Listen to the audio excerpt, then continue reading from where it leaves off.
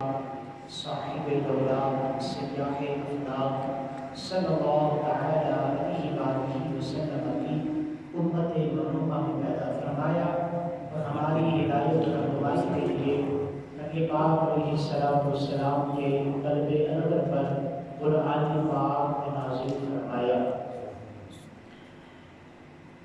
میں نے جو آیت کریمہ تلاوت کرنے کا شرف حاصل کیا ہے، اس آیت کریمہ میں رب ذوالجلال ارشاد فرماتا ہے یرفع اللہ الذین آمنوا منکم والذین اوتوا العلم درجات۔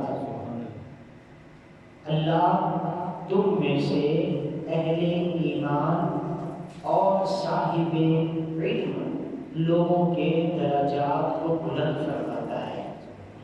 واللہ بما تعملون خبیر، اور جو کچھ تم کرتے ہو اللہ کی اس کو خبر ہے۔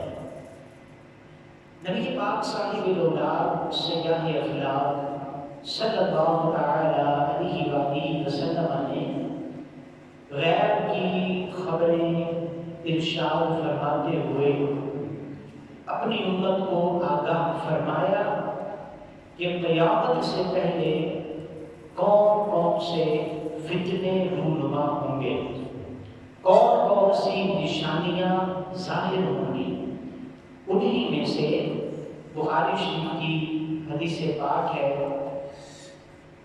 حضرت سیدنا انس بن مالک صحابی رسول رضی اللہ تعالی عنہ آپ بیان فرماتے ہیں، صحیح بخاری کتاب العلم حدیث پاک 80، فرماتے ہیں کہ رسول اللہ صلی اللہ تعالی علیہ وآلہ وسلم نے ارشاد فرمایا ان من اشراط الساعۃ ان یرفع العلم ویثبت الجهل ویشرب الخمر ویظہر الزنا۔ نبی پاک علیہ السلام نے قیامت کی نشانیاں بیان کرتے ہوئے ارشاد فرمایا کہ بے شک قیامت کی نشانیوں میں سے یہ بھی نشانی ہے ان یرفع العلم، کہ علم اٹھا لیا جائے گا۔ قیامت کی نشانیوں میں سے ہے کہ علم اٹھا لیا جائے گا۔ وَيَثْبُتَ الْجَهْلُ، اور جہالت جو ہے وہ ظاہر ہو جائے گی، جہالت عام ہوگی اور علم اٹھا لیا جائے گا۔ وَيُشْرَبَ الْخَمْرُ، قربان جائے نبی پاک علیہ السلام پہ لوگ کہتے ہیں کہ سرکار کو پتہ نہ تھا، سرکار تو آنے والے دور کی خبریں ارشاد فرما رہے ہیں، اور اس حدیث کو نقل کرنے والے بھی امام بخاری ہیں، بخاری کی حدیث سے بات ہے۔ اللہ اکبر۔ امام کہتے ہیں نا سر عرش پر ہے تیری گزر، دل فرش پر ہے تیری نظر،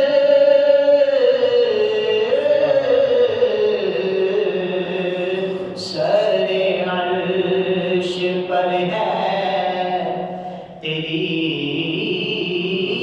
گزر، دل فرش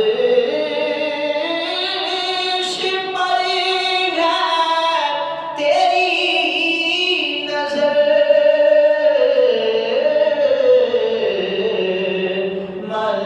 ملکوت و ملک میں کوئی شے نہیں وہ جو تجھ پہ عیاں نہیں، بلغ العلا بکمال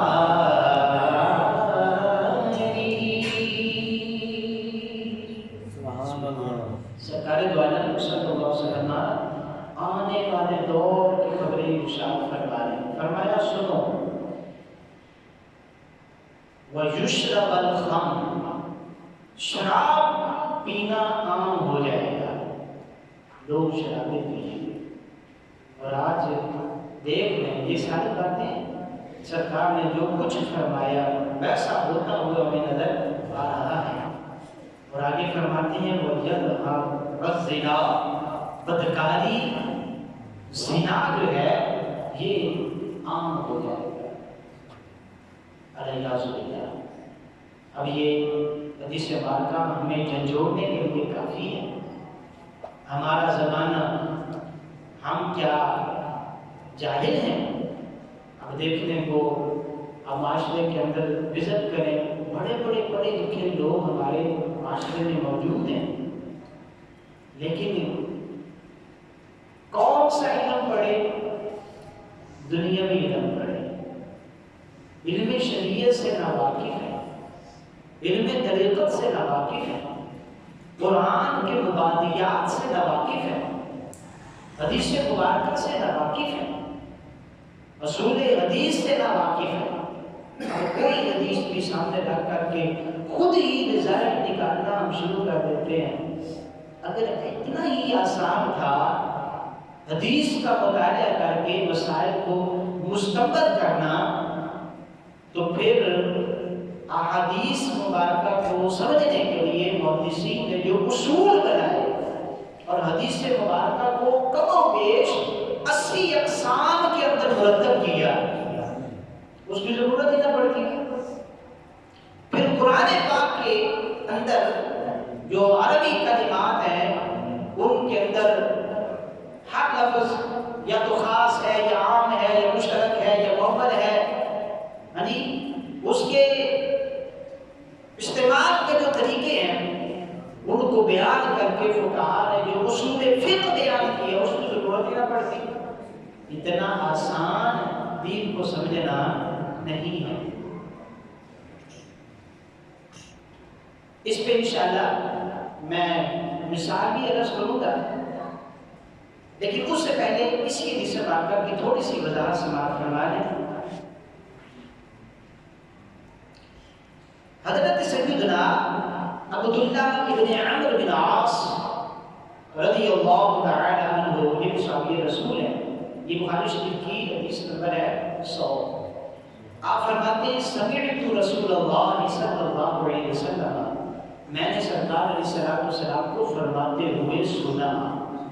قربان جائیں صحابہ کرام، صحابہ وہ صحابہ جن کی ہر صبح عید ہوتی تھی، خدا کا قرب حاصل تھا، نبی کی عید ہوتی تھی.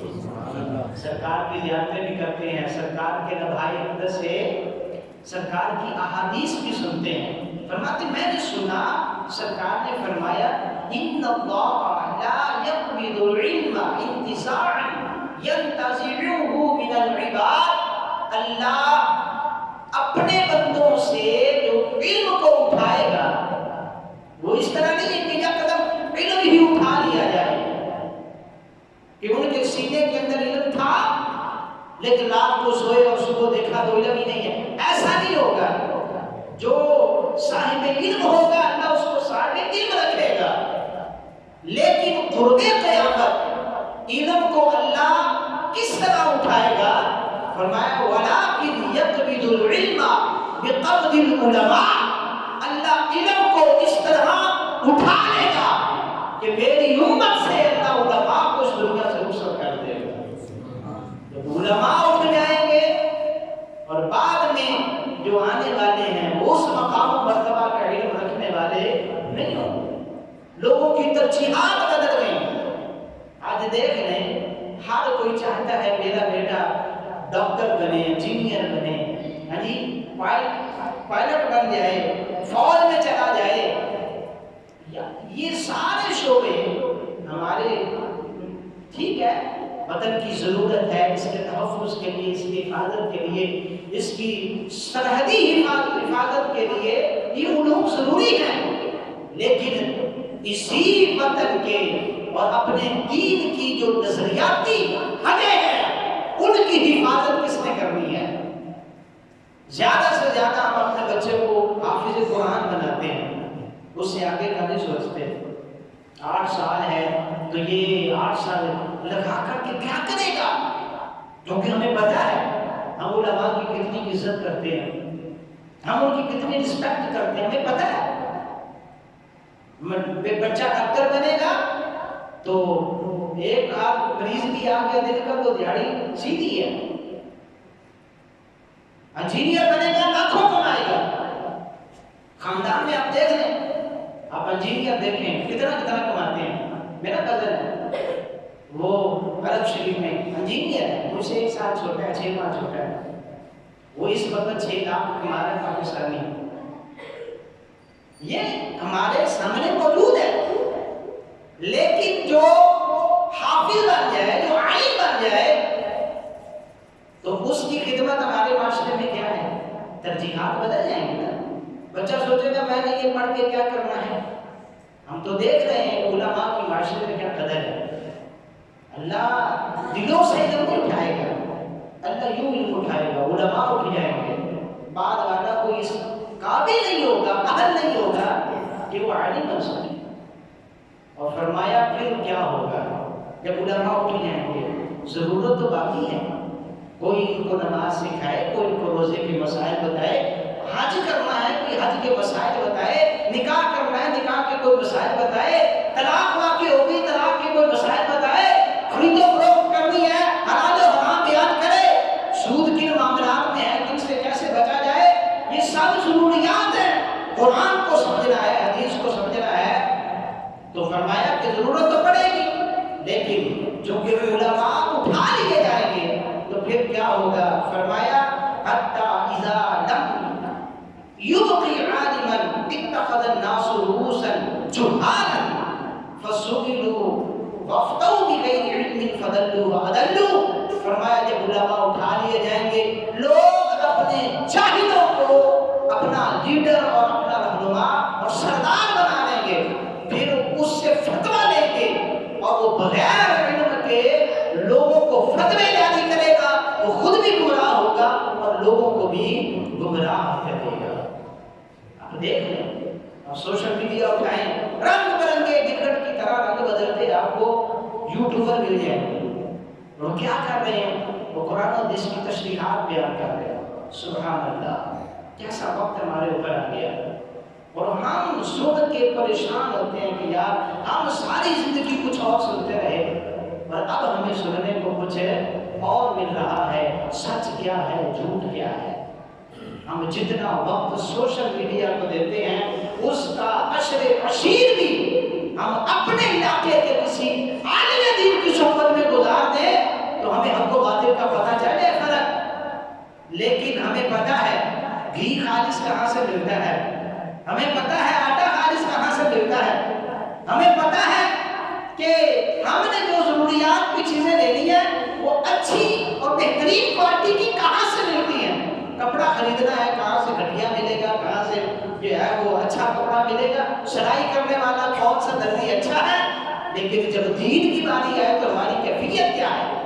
ہم نے کبھی اس کی جستجو کی کہ ہم اللہ کے قرآن کو سمجھنے کے لیے، اس کے محبوب کے فرمان کو سمجھنے کے لیے کسی عالم کی صحبت اختیار کریں تاکہ وہ ہمیں قرآن و سنت کی رہنمائی میں، اس کی روشنی میں ہماری رہنمائی کرے۔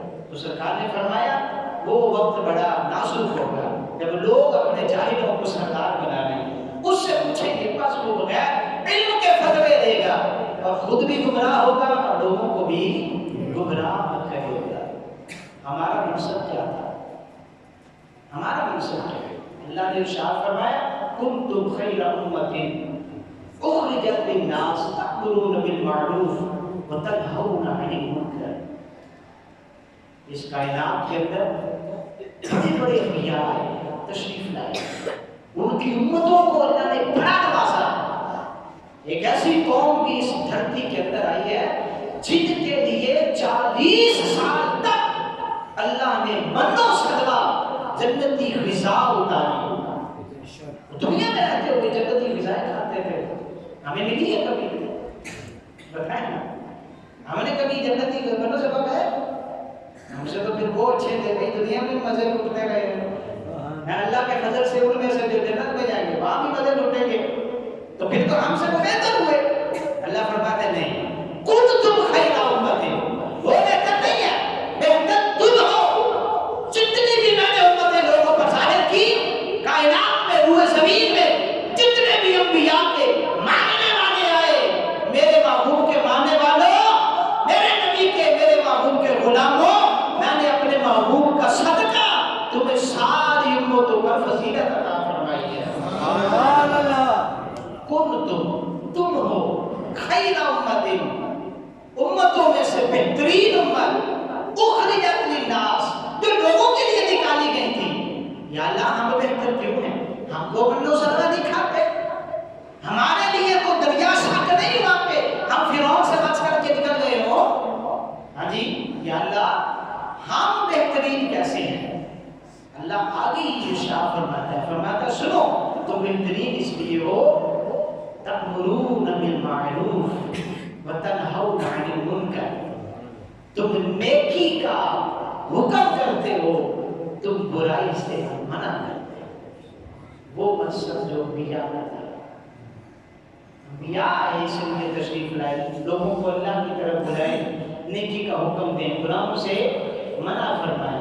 اب چونکہ سرکار کے بعد کوئی نبی آنے والا نہیں، کوئی نیا نبی پیدا نہیں ہوگا، اب قیامت تو آئے گی، کوئی نیا نبی نہیں آئے گا، ہمارے آقا والا امام الانبیاء آخری نبی بن کے، آخری رسول بن کے، خاتم النبیین بن کے تشریف لائے۔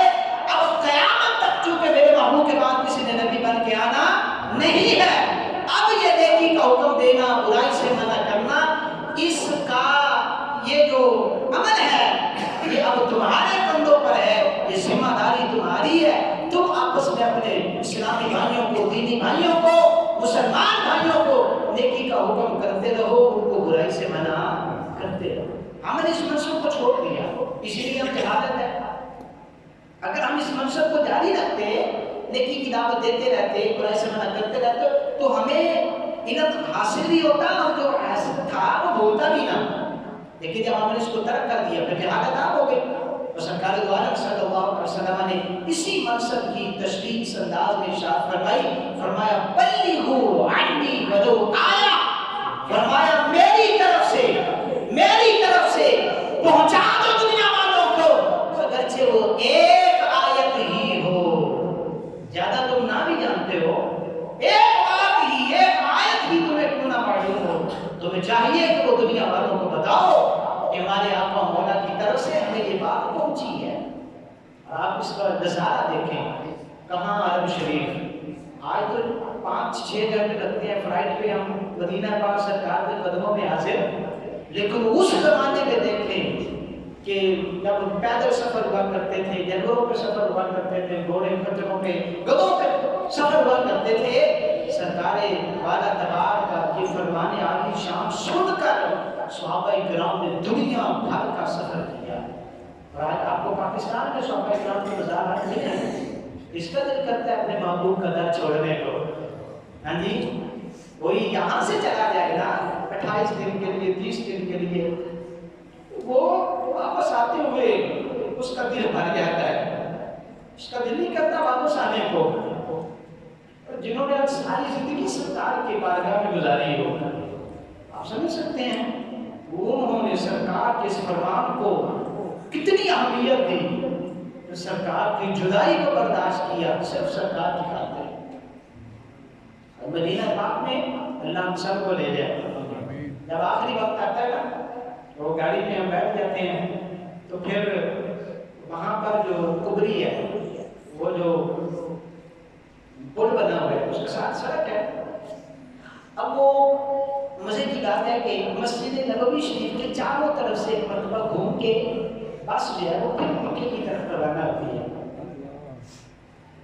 اب گنبد خضرا ہے، مسجد نبوی شریف ہے، سامنے ہوٹل ہے، اور ہوٹل جب ختم ہوتے ہیں پھر ایک بازار آتا ہے، گلی آتی ہے، جہاں سے گنبد خضرا پر نگاہ پڑتی ہے، بس آگے روانہ ہوئی پھر ہوٹل آ گئے، ایک جب بازار آتا ہے پھر نگاہ پڑتی ہے، تو یوں جب بس واپسی کا سفر کرتی ہے مکہ پاک کی طرف، تو یوں گھومتے ہوئے جب مکے کی طرف روانہ ہوتی ہے تو بار بار جو ہے وہ گنبد خضرا کا آخری دیدار نصیب ہوتا ہے، اور اس وقت ساری بس جو ہے وہ سرکار کی محبت کے اندر تو تڑپ رہی ہوتی ہے، حاجیوں کے معتبرین کی جو ہے آہیں نکل رہی ہوتی ہیں کہ اب یہ آخری لمحات ہیں جو ہم گنبد خضرا کی زیارت کر رہے ہیں، قسمت ہمیں دوبارہ یہاں پر لے کر آئے گی کہ نہیں لے کر آئے گی؟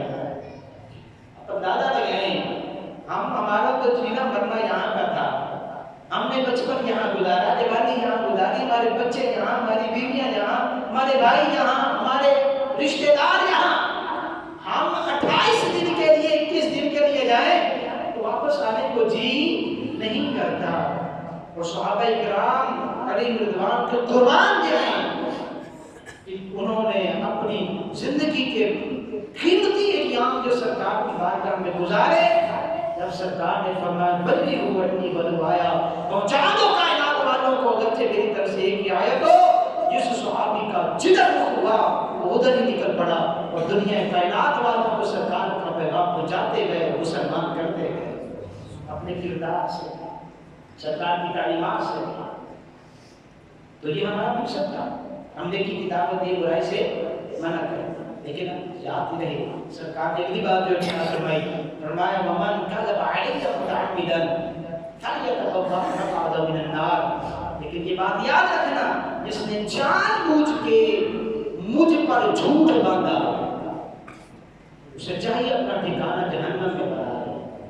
اب یہ نہیں کہ آپ منبر پہ بیٹھ گئے ہیں، تقریر آپ کرنے لگے ہیں تو جھوٹ بولتے جائیں، سرکار نے یوں کہا، سرکار نے یوں کہا، سرکار نے یوں کہا۔ اب یہاں بیٹھ کر کے خود کو جہنم سے بچانا بہت بڑی ہے، وہ یہ ذمہ داری ہے، اپنے آپ کو بھی جہنم سے بچانا ہے، اپنی قوم کو بھی جہنم سے بچانا ہے، یہ کوئی چھوٹی سی بات نہیں۔ لوگ سمجھیں کہ ہوتا کیا ہے، مولوی کرتے بھی نہیں، مولوی ویلے کے ہیں، سبحان اللہ، آپ جس کو کہتے ہیں نا وہ ویلے ہیں، یعنی فارغ ہیں۔ اگر درد دل ہو اور خوف خدا ہو تو پھر سمجھیں مصلی رسول پہ کھڑا ہونا یہ کوئی معمولی سی بات نہیں ہے۔ امام کہتے ہیں نا اللہ اکبر اپنے قدم اور یہ خاک پاک حسرت ملائکہ کو جہاں وضع سر کی ہے، مدینہ پاک کی دھرتی کے متعلق امام کہتے ہیں یہاں ہمارے قدم لگے ہوئے ہیں، اللہ اکبر، یہ کیا ہوا؟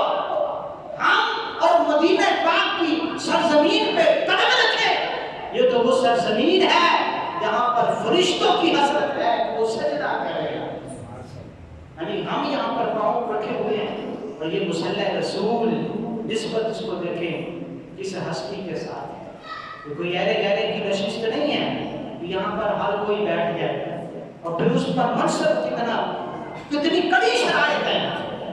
فرمایا من کذب علی متعمدا فلیتبوأ مقعدہ من النار، جس نے جان بوجھ کے مجھ پر جھوٹ باندھا اسے چاہیے کہ اپنا ٹھکانہ جہنم میں بنا لے۔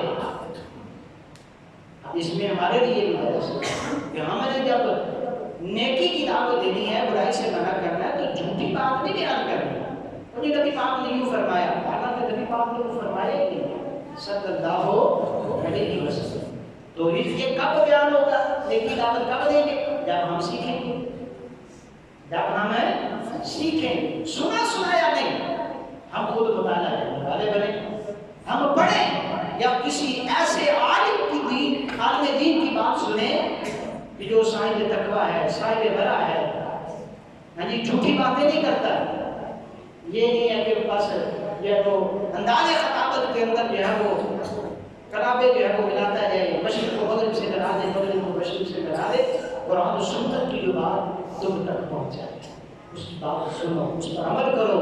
اور سرکار دو عالم صلی اللہ تعالی علیہ وسلم نے ارشاد فرمایا من حدث عنی بحدیث یری انہ کاذب فہو احد الکاذبین، جس نے میری طرف سے کوئی بات بیان کی اور وہ جانتا ہے کہ یہ جھوٹی بات ہے، ایسا سرکار نے نہیں فرمایا، فرمایا سنو وہ جھوٹوں میں سے جھوٹا ہے، اس نے میری طرف اپنی بات کو منسوخ کیا۔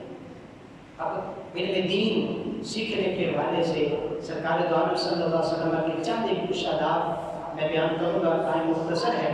سرکار دو عالم صلی اللہ علیہ وآلہ وسلم نے ارشاد فرمایا، من یرید اللہ بہ خیرا یفقہہ فی الدین، اللہ تعالیٰ جس کے ساتھ بھلائی کا ارادہ کرتا ہے، جس چیز کا ارادہ؟ بھلائی کا، اور بھلائی کا ارادہ جس کے ساتھ کرتا ہے مطلب کہ جس کو جنت عطا کرنا چاہتا ہے تو پھر اس کو کیا کرتا ہے؟ فرمایا کہ یفقہہ فی الدین، اللہ اس کو دین کی سمجھ بوجھ عطا فرماتا ہے، اس کو وہ طالب علم بنتا ہے، پھر اس کو دین کی سمجھ آتی ہے، اور جب وہ طالب علم بن جائے اس کو دین کی سمجھ آ جائے اور وہ علم پر عمل کرنے والا بن جائے تو سمجھ جائے کہ مجھ کے میرے ساتھ اللہ نے بھلائی کا ارادہ کر لیا ہے۔ تو پہلا سٹیپ کیا ہے؟ پھر علم دین حاصل کرنا پڑے گا، تبھی وہ سمجھ آئے گا، تبھی اس پر عمل ہوگا۔ تو فرمایا کہ جس کے ساتھ اللہ بھلائی کا ارادہ کرے اس کو دین کی سمجھ عطا فرماتا ہے۔ اور فرمایا حسد اگر کرنا ہے، حسد بمانا رشک کے، کہ اگر کسی پہ رشک کرنا ہے، واہ یار کیا بندہ ہے، اللہ نے جو اس کو دیا ہے اللہ کاش مجھے بھی دے دے۔ فرمایا وہ دو بندے ہیں، ایک وہ جس کو اللہ نے مال دیا اور وہ اللہ کی راہ میں بے دریغ خرچ کرتا ہے۔ فرمایا تمہیں چاہیے کہ تمہارے دل میں رشک پیدا ہو، کاش اللہ مجھے بھی یوں ہی مال دے اور میں بھی اللہ کی راہ میں یوں ہی خرچ کرتا رہا۔ دوستوں پہ لٹانا آسان ہے، 1000 روپیہ آتا جیب میں، دوست کہے آ جاؤ یار چاہے ریسٹورنٹ پہ کھانا کھانے جائیں، ہاں جی، تو وہ 1000 روپیہ چھوٹا لگتا ہے، حقیقت ہے کہ نہیں؟ بولیے نا یار، لیکن مسجد کو دینا ہو 50 روپیہ بھی بڑے لگتے ہیں، 100 روپیہ بہت بڑا لگتا ہے، 500 کی تو پھر بات ہی کوئی نہیں ہے۔ یہ مال وہ ہے جو ہلاکت کی طرف جا رہا ہے۔ سرکار فرماتے ہیں قابل رشک بندہ وہ ہے جس کو اللہ مال دے اور پھر بے دریغ وہ اللہ کی راہ میں خرچ کرے۔ ہاں جی، پھر جناب ابوبکر صدیق رضی اللہ تعالیٰ کا حال دیکھیں، سارا مال لے کر سرکار کی بارگاہ پہ آگے گٹھڑی اٹھا کر کے، یہ لوگ قابل رشک۔ اور دوسرا بندہ فرمایا وَرَجُلٌ آتَاهُ اللَّهُ الْحِکْمَةَ فَهُوَ يَقْضِي بِهَا وَيُعَلِّمُهَا، دوسرا بندہ وہ کہ جس کو اللہ علم و حکمت عطا کرے اور وہ اس علم کے پر عمل بھی کرے اور دوسرے لوگوں کو علم سکھائے بھی۔ فرمایا وہ بھی قابل رشک ہے۔ تمہارے دل میں حسرت پیدا ہونی چاہیے، اے اللہ مجھے بھی علم عطا کر تاکہ اس بندے کی طرح میں بھی لوگوں کو علم سکھانے والا بن جاؤں۔ دو بندے قابل رشک ہو۔ اب آگے سرکار علیہ السلام نے مزید ارشاد فرمایا، طلب علم کے حوالے سے میں عرض کروں گا۔ نبی کریم علیہ السلام نے ارشاد فرمایا کہ وَمَا اجْتَمَعَ قَوْمٌ فِي بَيْتٍ مِّن بُيُوتِ اللَّهِ، اللہ کے گھروں میں سے کسی گھر میں کوئی مجمع اکٹھا نہیں ہوتا مگر یہ کہ وہ کیا کرتے ہیں، وَيَتْلُونَ كِتَابَ اللَّهِ وَيَتَدَارَسُونَهُ بَيْنَهُمْ، اور وہ اس گھر اللہ کے گھر میں بیٹھ کے قرآن پڑھتے ہیں اور اس کا درس و تدریس کرتے ہیں، ایک دوسرے کو قرآن سکھاتے ہیں، سمجھتے ہیں، قرآن کے مسائل میں غور و فکر کرتے ہیں۔ فرمایا کہ ایسی قوم کے ساتھ کیا ہوتا ہے؟ فرمایا إِلَّا نَزَلَتْ عَلَيْهِمُ السَّكِینَةُ، فرمایا ان کے دلوں پر اللہ تعالیٰ سکون اور اطمینان نازل فرما دیتا ہے۔ سبحان اللہ۔ جو پریشان حال ہے انہیں چاہیے اس مسئلے پہ عمل کریں۔ ڈپریشن کی بڑی گولیاں کھائیں، فائدہ نہیں ہوتا۔ یہ وہ زبان کہہ رہی ہے، وہ زبان جس کی ہر بات وحی خدا، چشمہ علم و حکمت میں سرکار فرماتے آؤ مساجد میں قرآن پڑھو، سیکھو سکھاؤ۔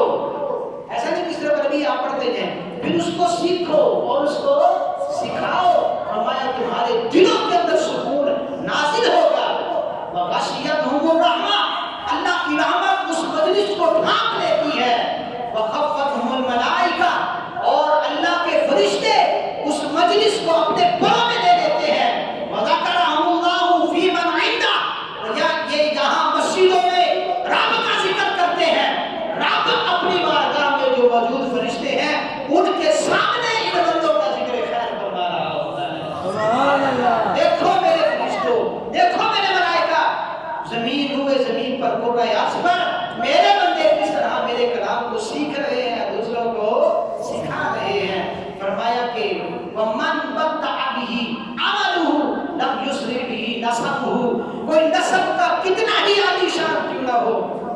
جی، لیکن عمل اس کا اگر اس کو آگے نہیں بڑھا سکتا تو فرمایا اس کا نسب بھی اس کو آگے نہیں بڑھا سکتا۔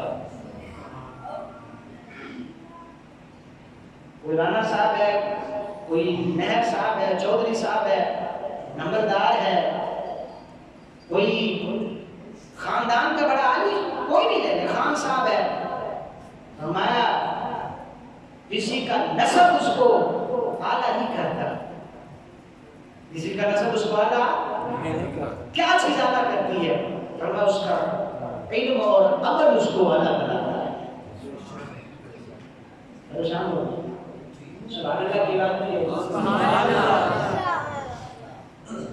سب قرآن پاک کی آیتیں کریمہ سنیں، آیتیں کریمہ سنیں، پھر لطف لیجیے میرا اور آپ کا رب کیا فرماتا ہے۔ کسی گھر میں پیدا ہونا میرا اور آپ کا اختیار نہیں ہے، ہاں جی، کوئی اگر غریب گھرانے میں پیدا ہوا ہے تو اس کا اپنا کمال نہیں ہے، اگر کوئی اعلیٰ خاندان میں پیدا ہوا ہے اس کا بھی اپنا کمال ہے، یہ تو اللہ کی مرضی ہے، جس کو جہاں چاہا اس نے پیدا فرما دیا۔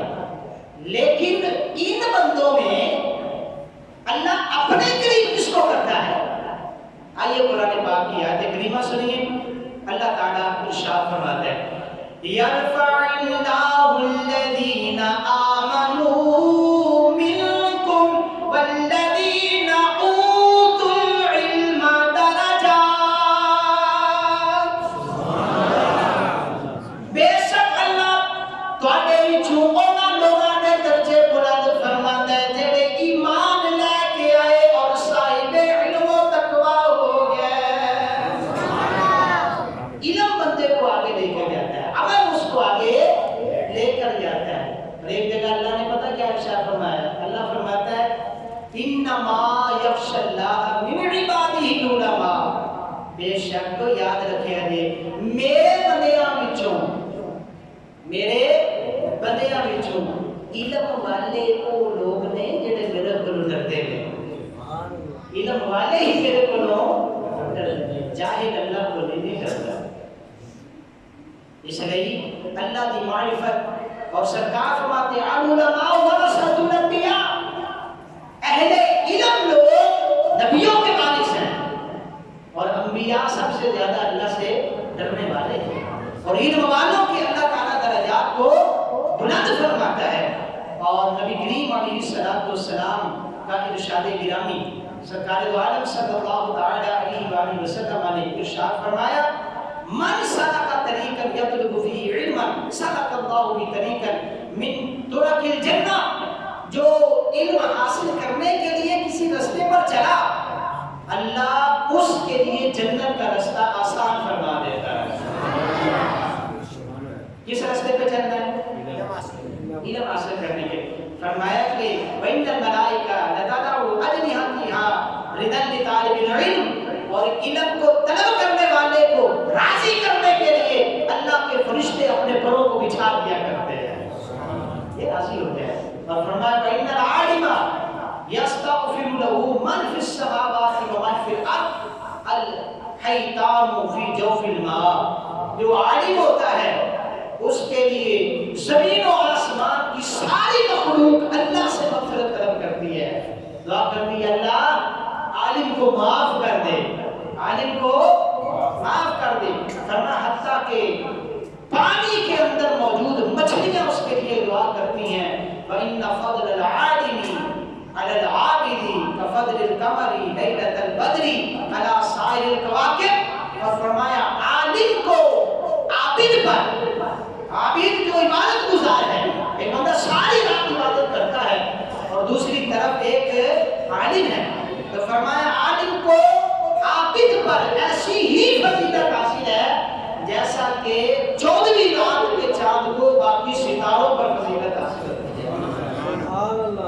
اور سرکار نے فرمایا العلماء ورثۃ الانبیاء، اور علماء نبیوں کے وارث ہیں۔ آخری حصہ بات کا میں بیان کر کے پھر انشاءاللہ اس کے بعد ایک اعلان ہے وہ سماعت کیجیے گا۔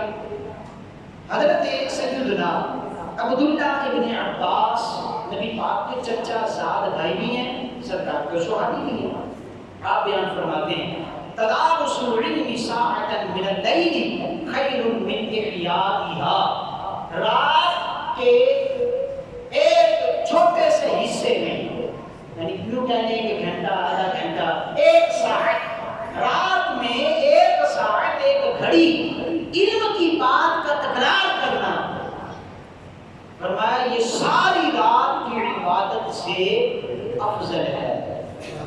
ایک بندہ ساری رات نفل پڑھ رہا ہے، قرآن پاک کی تلاوت کر رہا ہے، انفرادی عبادت کر رہا ہے، اور ایک بندہ وہ ہے جو اپنے مسلمان بھائیوں کو علم سکھا رہا ہے یا کسی سے علم سیکھ رہا ہے، فرمایا اس کا گھڑی بھر بیٹھنا، آدھا گھنٹہ، گھنٹہ بیٹھنا، ڈیڑھ گھنٹہ بیٹھنا، یہ تھوڑا سا حصہ رات کا علم کی بات کرنا، سننا سنانا، خیر من احیائها، اس بندے کی ساری رات کی عبادت سے افضل ہے۔